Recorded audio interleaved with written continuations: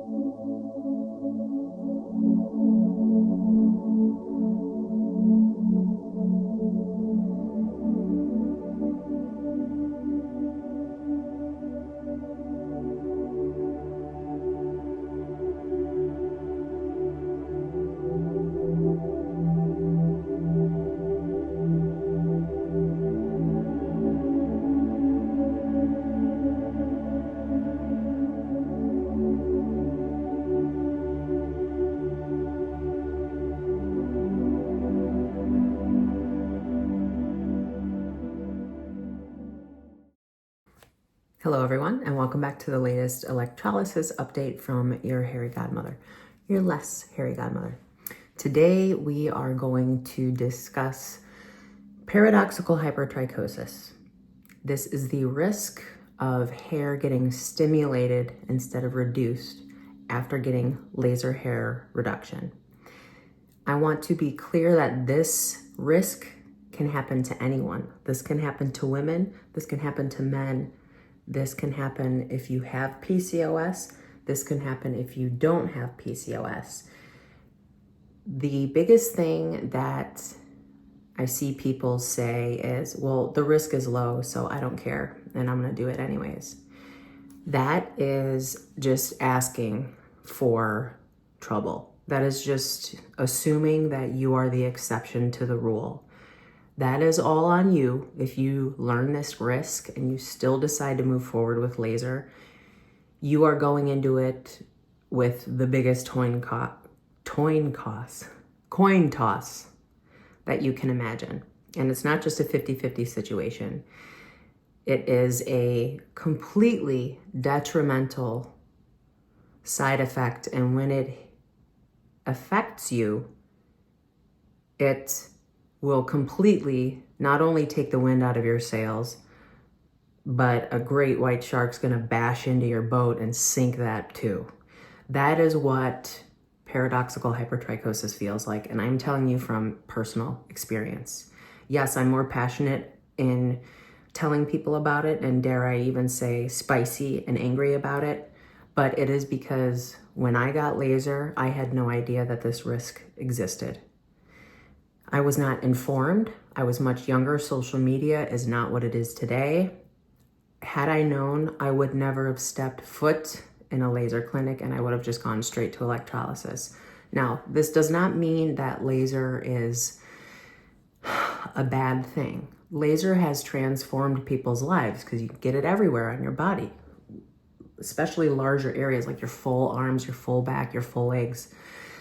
But when you get it on your face, that also very much increases the risk of paradoxical hypertrichosis.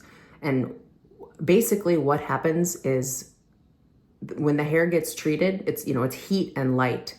And if you don't have the perfect combination of hair color, hair type, or skin color or skin type, and you're getting laser done on your face, it basically just treats it like a fertilizer. You're basically just taking this heat and light and putting grow lights on these plants that are growing out of your face. And instead of reducing them, it makes it not only come back 10 times darker and thicker, but it also awakens other follicles that are deep down inside, and it causes them to grow. So not only does the hair come back worse, but more hair will grow and spread.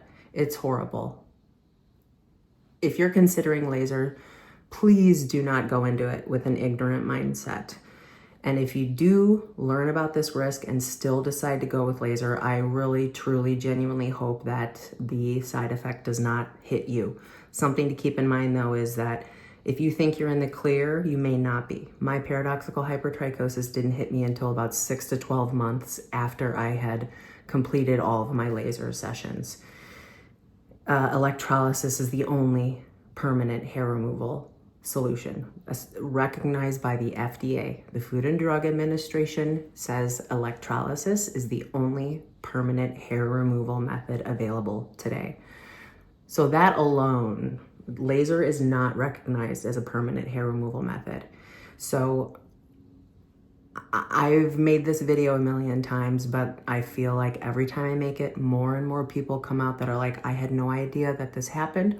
Or more and more people come and say, oh my gosh, this happened to me and I had no idea what it was or that it existed.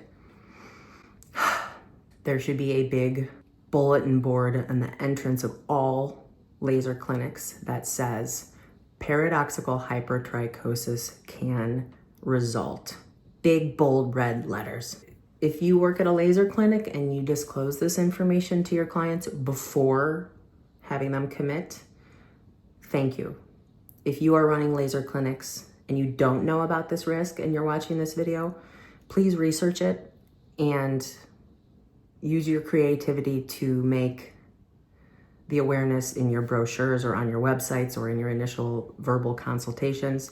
Every single client that you have deserves to know that this is a risk. Every single male, female, trans, all clients deserve to know that this is a risk that could affect them. If you are running a laser clinic and you're aware of this risk and you are aware that you are choosing not to disclose this risk, just let my facial expression tell you what you need to hear. So the risk increases substantially if you get it on your face. Something else to keep in mind is this risk does not only apply to women that have PCOS. It's higher for women that have PCOS or PMOS, like myself. But the risk doesn't go away just because you don't have PCOS or just because you are a male or just because you, anything. There's no just because when it comes to this risk. And something else to keep in mind about PCOS, I know there's a lot of women that are like, well, I have facial hair, but I don't have PCOS, so I'm gonna go get the laser. Well, just because you're not diagnosed with PCOS doesn't mean that you don't have it. In fact, over 70% of all of the cases of PCOS in the world are estimated to be undiagnosed. So of all the PCOS you hear women having, that's roughly only 30% of the world's population that actually has it. So 70% more people have PCOS and they don't even know, or they're just not being diagnosed, or they haven't gone to the doctor for it, or whatever the situation is. Know that you shouldn't go into it assuming that you will be the exception. You can hope, but hope is just a magic word. Taking the appropriate action to not get it or to just go straight to electrolysis is, in my opinion, the best route.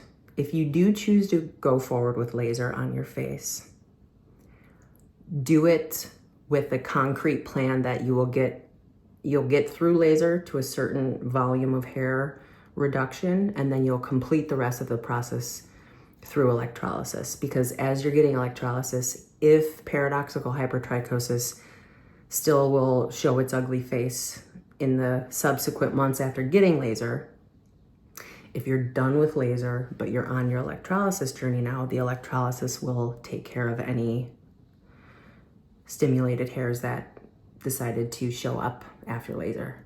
So I am saying this to try to save you from going through what I went through. I cannot explain what it feels like shaving my face every morning for 20 years, starting at the age of 15. I wish so badly that somebody would have forewarned me about this and told me about it from their own perspective so that I could have avoided stepping into that laser clinic. So please know that this is a risk that could majorly impact your life, and electrolysis will also impact your life, but in the opposite regard. Electrolysis will change your life for the good and permanently. So if you have any questions, ask away. But the biggest takeaway from this is be aware of the risk. Don't think that you're the exception. And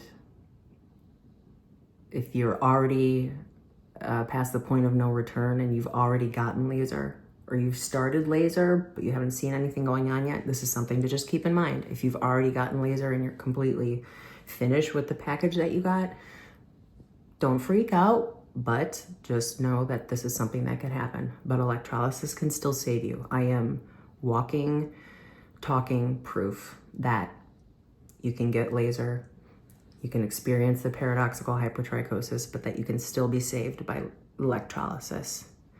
So until my next video, I wish you success and health and beautiful skin, and I'm here to help. Ask any questions. The entire 175-hour electrolysis journey is on my channel. I wrote a book about it. I wrote a book about living with PCOS, living with facial hair, and it's all there for you, because I sure wish I had something like that when I was starting out. Beware of paradoxical hypertrichosis. Peace out.